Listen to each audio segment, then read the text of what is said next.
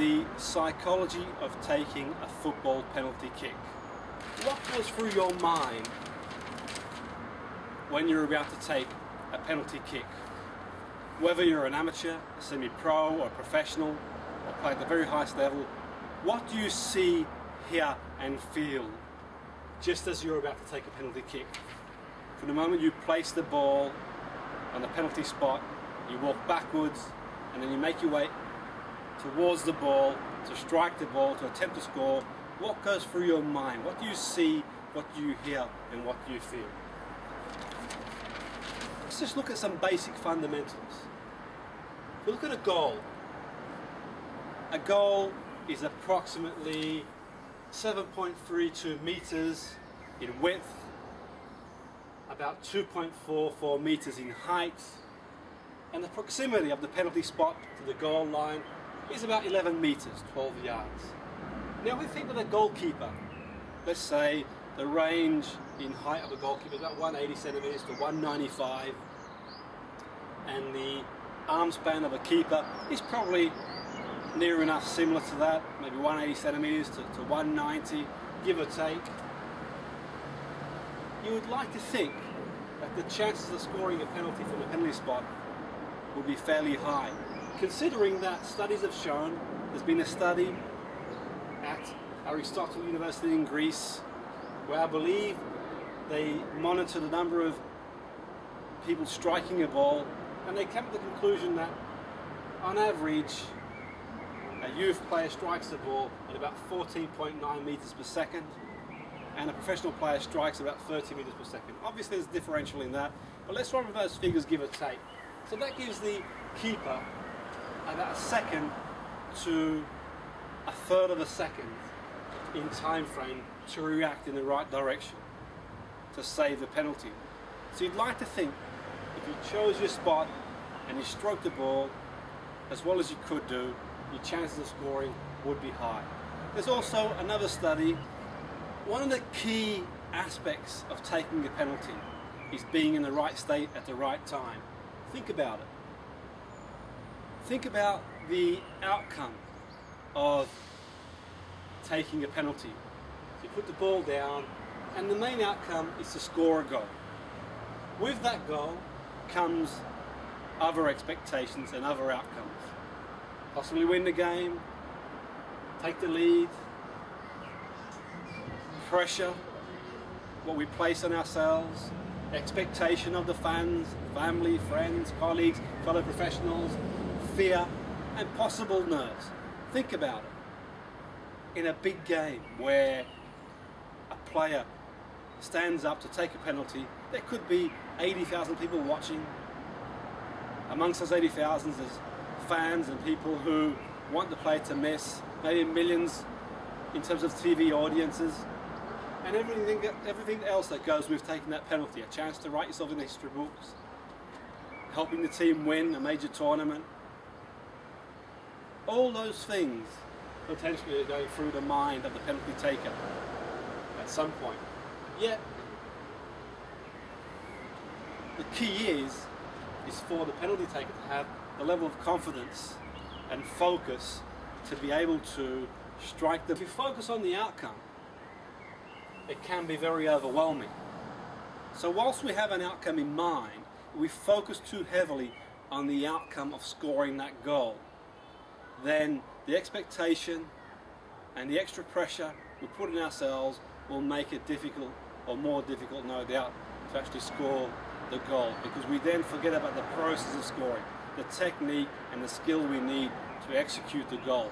And you hear sometimes commentators say on TV that there's no way you can recreate the reality of taking a penalty kick in a real live game. Yet we can do mental rehearsal, and it has been said that the mind can't tell if it's a real experience or one that's not real. So through doing mental rehearsal, there has been studies that have shown that we can get close as possible to the reality situations. Yet, that said and done, there is some truth. We can't recreate things entirely. Yet what we can with the mind, which is very powerful, is we can help the mind to focus on the process. So putting the outcome to one side and focusing on the process, the technique the skill, and letting the subconscious mind take over to stay in the best possible chance. Yes, some of the commentators are right in saying we can't recreate the situation completely, but what we can do is take control of our mind, which is key. So rather than focusing too much on the actual outcome, focus more on the process. And the process being the technical elements of executing that skill, where we place the ball on the floor, we move into position, and we move forward into the ball and strike the ball as skillfully as possible to give ourselves the best chance to score that penalty. And yes, of course, there will be times when the keeper may be more experienced or more technically competent than the person striking the ball, and they may save it.